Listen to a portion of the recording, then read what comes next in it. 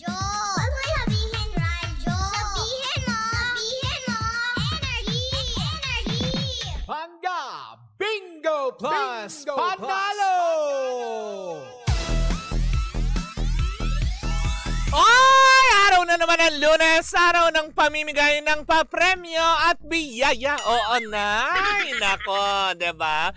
Para sa buong linggo na ito na nakakaloka to the highest level, good vibes ang hatid sa atin ng Energy FM at ng Bingo Plus, ang Bingo sa Saya, plus sa panalo. Kaya nga naman eto na, pagkakataon mo nga makapag-uwi ng 500 pesos na cash para sa ating pangga Bingo Plus Panalo. Diba na nakakaloka? Kaya nga naman wag na natin patagalin pa, antabayanan na natin ang paglaglag ng bola sa ating Pinoy Drop Ball para malaman natin kung ano nga ba ang lucky card na makukuha ng programang Baklitas. Kaya girl, i-shoot mo na ang ball. Ayan, nagta-travel pa. Ay, ayan na. Huminto na ang bola mula sa ating Pinoy Drop Ball kung saan nga naman siya ay huminto sa lucky card na Ace of Spade. Ulitin lang natin ang lucky card para sa programang Baklitas ay Ace of Spade na dapat lang ninyong tandaan dahil mamayang gabi sa programa ni Kuya Chico kapag nagbigay na siya ng hudyat kung saan at kailan kayo pwedeng tumawag at pinaikot niya ang roulette at matapat. Sa programang Baklitas kailangan nyo masambet ang lucky card na Ace of Spade para manalo kayo ng 500 pesos na premyo on air, plus kung kayo suswertehin na mapili online, additional 500 pesos for a total of 1,000 pesos. Ganon kasimple, ganon kadali, ganon kabongga at gunon talaga gustong ipamigay. Diba, ng Energy FM at ang Bingo Plus sa inyong mga panggadal. Malapit na ang Pasko. Diba, na kung saan nga naman. Diba, ito'y maagang aginaldo natin sa walang sawa ninyong pagtutok at pagtangkilik sa Energy FM ng bonggang-bongga. At syempre, ang ating pangga Bingo Plus Panalo na inihatid pa rin sa atin ang Bingo Plus, Bingo sa Saya, plus sa Panalo. Vibing Bing! Cheers, miss! Kabaklita! With Tita Cora and Kapitana Sisa. We are number 106.7 Energy FM. Panggawag mong sabihin radyo, sabihin mo Energy. Isang magandang umaga pa rin po Metro and Mega Manila. Siyempre sa lahat pa rin po na nakatutok sa atin. Diba ng bonggang-bongga via our digital platforms on Facebook, TikTok, and of course sa ating mga viewers on YouTube channel ng Energy FM 1067. Hello Philippines and hello world. Ganon, diba? Siyempre ulitin lang din natin sa mga nagba-birthday ngayon. Happy birthday. Ulitin ko lang si Kuya MC mo. Happy birthday Kuya MC. And of course, belated happy birthday kay Kuya Lassie. Ayan, hello po sa inyong lahat. Nako, eto na ang chichika natin for today na may kinalaman kay MC at Lassie. Oo, nakakaloka. Abakalain nyo ba naman? Diba? Ngayon ang tanong na dahil nga syempre sa simpleng statement na nabigyan ng interpretasyon na ngayon nagkasanga-sanga na, iba-iba na ang interpretasyon ng dahil lamang sa mali nga ba, 'di ba? Mali nga ba yung tulong na binigay ni Meme Vice or may dapat ba siyang ihingi ng tawad sa mga taga-Sorsogon? Kasi nga recently, 'di ba? Alam naman natin yung nangyari, 'di ba? Nang dahil lamang sa kanyang naging statement doon sa kanyang nagawang pagtulong doon daw sa probinsya nga di umano ni Heart Evangelista ay nabigyan ng samot-saring kulay. Even yung mayor ng Sorsogon nagsalita na din.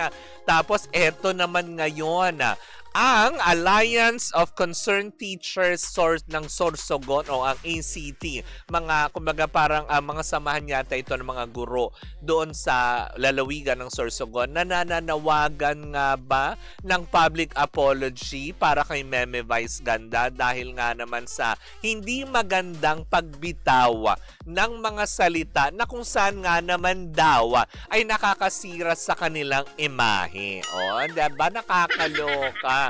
Hindi lang basta sa kanilang imahe, kung hindi sa imahe na rin ng mga estudyanteng sumasalamin sa lalawigan ng Sorsogon. Hindi ba? Ito ngayon ang panawagan ng Alliance of Concerns Teachers, 'di ba? Na kung saan nga naman okay naman daw yung pagtulong, wala naman daw masama. Pero kasi yung parang lumalabas ba Yun ba yung gusto nyong sabihin ng mga ibang netizen na parang may pagsumbat 'di ba, na nakakaloka. Kaya nga naman ang tanong ngayon, saan na napunta ito? 'Di ba? Na ngayon na magiging national issue na kasi nga pumasok na itong unang-una, 'di ba, yung kanilang mayor nagbigay. Totoo naman din 'yon. Hindi ko po kokontrahin yung binigay na official statement ng mayor ng Sorsogon kasi nga naman, 'di ba, makakasira nga naman sa imahe nila na parang wala silang ginagawa. Totoo po 'yan, hindi po ba? Pero itong pangalawa, yung mismong Alliance of Concerned Teachers na din, hindi natin inaalis din sa mga guro na ito na umalma dahil baka naman kasi may mga iba talagang parte ng Sorsogon na nabibigyan ng lunas. Kaya lang, 'di ba, na unang-una, 'di ba, yung pinuntahan po ni Meme Vice, kung ating pong matatandaan na sa vlog pa po niya yan ngayon, ay isang parte lamang ng eskwelahan na sinabi. Hindi naman po sinabing lahat ng eskwelahan sa Sorsogon ay bulok-bulok. 'Di ba? Hindi totoo naman din yan. Na ngayon kasi na misinterpret na, nagsanga-sanga na. So parang yung iba, oo nga naman, lalo pat sa mga guro na dapat binibigyan ng importansya, hindi ba? Kasi sila yung pinakaliste, 'di ba? Na mabigyan ng kung ano mang dapat na benepisyo. Bakit nga ba may mga ibang guro tayo na mas pinipili mga ibang bayan, na mga ibang bansa? Kasi nga dito, kumbaga parang hirap din naman din sila. Pero may mga ilang guro din naman na naninindigan at naniniwala na sa pamamagitan nila ay maiahon nila ang ating kahirapan sa pamamagitan ng mga kabataan na kanilang matuturuan sa eskwelahan. Tama naman din yan. Pero, 'di ba? Sabi niya, hindi mag-a-apology yan si Vice. Grabe naman si Jeric. Wait lang, hindi pa nga nagsasalita. Grabe. Galit na galit, 'di ba? At sabi niya gano'n, Gina ka, Jeric. Kalma. Eto na nga, 'di ba? Kasi nga, 'di ba, hindi naman din siguro intention ni Meme Vice, 'di ba, na kumaga parang ihiya yung mga guro na lalo itong yung Alliance of Concerned Teachers, 'di ba, ng Sorsogon. Kasi nga, 'di ba, kung ating matatandaan sa Showtime, sa portion din ng Laro-Laro Pick, nung nag-guest siya ng mga guro, 'di ba? Kanya rin minungkahi din niya na sana sila ay mabigyan ng pansin. Sila ay pakatutukan ng gobyerno. Kasi ngayon parang teka sandali nawawala na po doon sa konteksto nung alam mo yun, nung pinag-uusapan tungkol lang doon sa pagtulong 'di ba? Hindi ko po pinagtatanggol si Meme Gusto ko lang din po maklaruhan Kasi maski ako naguguluhan na kasi nga nung una, okay na, sige, 'di ba? Na nabigyan naman ng lunas. Ano po bang iniintay ninyo na manggaling kay Meme Vice na may mali? Kayong tatanungin ko, mali ba yun? 'Di ba? Mali ba yung ginawang pagtulong? May mali po ba doon sa ginawa niyang statement na kasi 'di ba doon lang sa portion na yon, kaya lang naman niya nabanggit yung kanyang ginawang pagtulong sa probinsya ng Sorsogon, lalo pat doon sa isang paaralan na pinagawa niya ng eskwelahan, ay wala naman siya sigurong intensyong masama.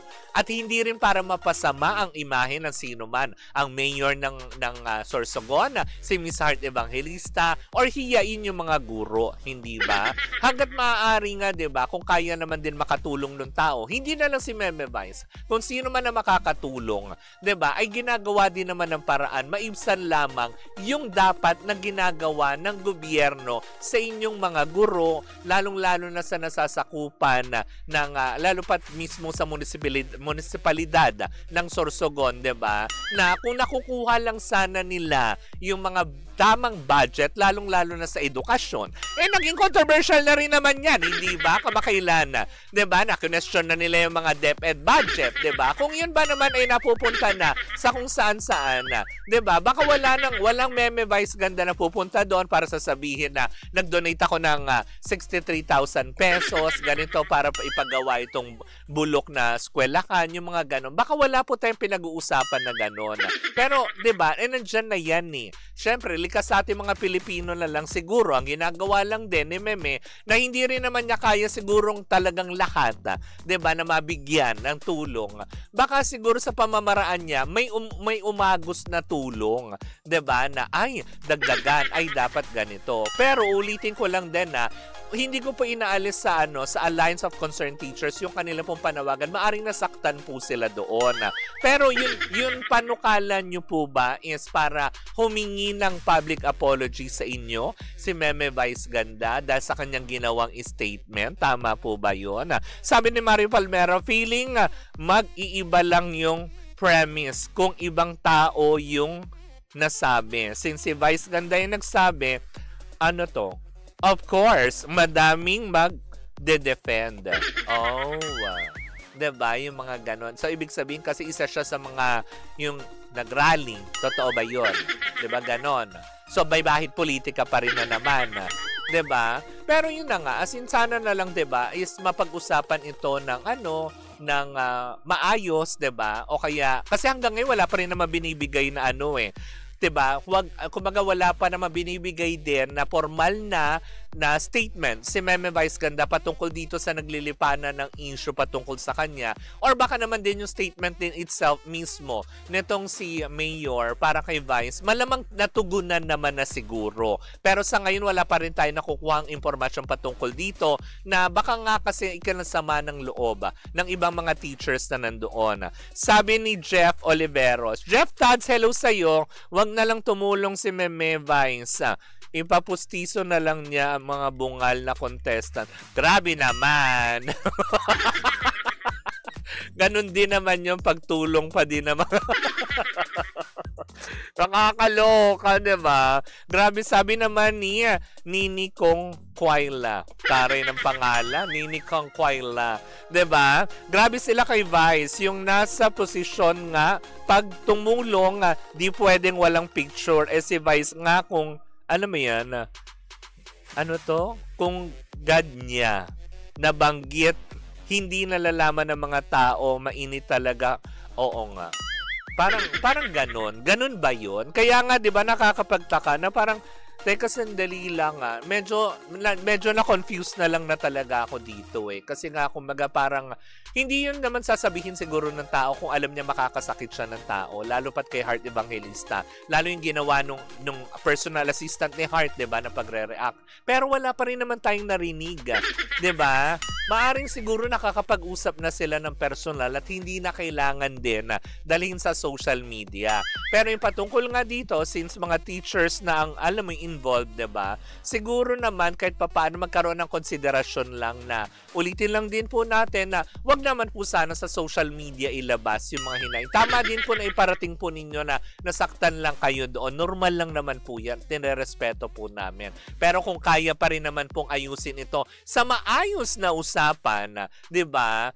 Sana, 'di ba? Makapag-usap po yung bawat kampo, 'di ba? Kung ano nga ba, kung sino nga ba yung dapat humingi ng tawad, sino nga ba yung nagkamali, may mali ba doon sa aspeto na 'yon, 'di ba? Yun lang naman yun. Nasabi lang yun ni Vice kasi gusto lang ni Vice na tutukan ang edukasyon sa Pilipinas. Sabi ni LJ Manda. O, 'di ba? Kasi madami talagang school sa Pilipinas na kulang sa pansin ng government. Sabi ni Princess Pimentel, basta basher ni Vice, magsusulputan na lang bigla. 'Di ba? Ganun naman talaga. Pero yun na nga, 'di ba? Yun lang din talaga po. Sana lang talaga is wag pong daanin sa social media, 'di ba? Pwede naman po itong dahil wala naman pong unang-una, wala naman pong binanggit si Meme na yung mga guru dyan, ganito, ganyan. Yung ganitong, 'di ba? Hindi rin naman po binanggit ni Meme Vice na yung mayor dyan, wala pong ganun. 'Di ba? Ang sabi lang niya ng, 'di ba? Pagkakasabi niya is nagbigay siya ng tulong sa probinsya ni Heart Evangelista doon sa sa eskwelahang medyo bulok. Medyo bulok nga ba yung pagkakasabi? Or basta may word na bulok, 'di ba? Baka nga ulitin ko kasi sa previous natin pinag-usapan, nasabi ko na nga din yan at sa programa namin ni Tita Cora, na baka kasi ang basahin niyan ng pagkabulok is yung mga naglalaglagan ng kisame, 'di ba? Natural talaga kahoy nabubulok, papalitan, 'di ba? So parang paano po ba dapat sabihin yon? Ay, the ceiling is falling apart. Ganon. Eme lang. Eme! The ceiling is falling apart. Can we replace it? Ganon. Eme! Tasha Valdez, hello sa'yo. Natawa ako doon. Pero anyways, hindi. Yun lang naman din. Hindi sa pinagtatawanan ko po yung sitwasyon ng ating mga guro. Alam ko po lahat po kayo is talagang kulang sa dapat, diba? Sabi niyang ganon. Sabi, ano na naman, Chokoy? Nakakaloka ka, diba? So, bawal na magsabi ng bulok. Yun lang yun. Diba? Na nakakaloka. Anyways, 'di ba? Yun lang din ang gusto kong katanungan, 'di ba? Buti nga si Meme nakakatulong sa kahit na maliit na paraan na ibang taong kuda ng kuda may naitulong ba? Tsaka si Meme kapag magsalita ganun talaga, kaya nga komedyante. Oo nga, irespeto natin. Kumaga parang sige, nasaktan sila, irespeto din naman natin kasi baka nga naman yung iba kasi, iba na yung pagtanggap doon sa sinabi at iba na yung interpretasyon, hindi ba? Siguro nga, isang paglilinaw lang na mga kataga na magmumula kay Meme Vice, baka sakaling ito diba? Is, kumaga parang ito yung makapagpaibsan sa maling interpretasyon nila. Baka, alam mo yun, baka mali lang po at gustong linawin ni Meme Vice. At least, diba, magkaroon ng bukas na komunikasyon ng bawat party. Diba? Bawat party? Nakakaloka. Ano yan? Sabi niya, wala kang falling kiss. Nakakaloka ka, Chokoy, diba? Ang tulong kung gagawin sa tama, dapat isekreto, wag isa publiko. Maraming inggit talaga sa mundo, sabi ni Adel Bernal.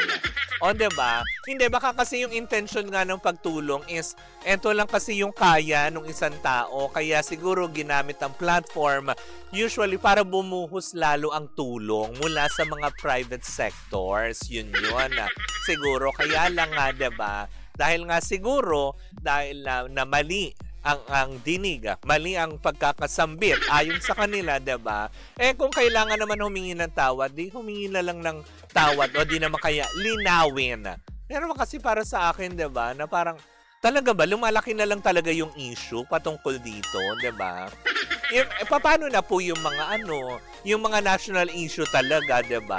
Na gawing sentro natin si Meme Vice na siya tumulong, hindi nagnakaw. Paano po yung mga nagnakaw? 'Di ba? Yun lang naman din ang aking katanungan. But anyways, nako, nakakaloka to the highest level. Anyways, yan po muna ang ating unang chika na second hour sa ating pagbabalik. Isang umatigabong chikahan na naman ang daladala na nag-iisang bakla. Oo, ako yun.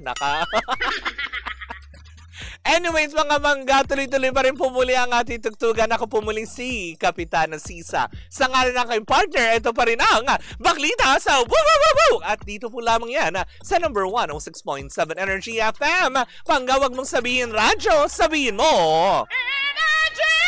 Hoy, hindi ka nasisigaw! Ba't ka nag-atribida? Ako lang yan. Huwag mong sabihin radyo, sabihin mo Energy!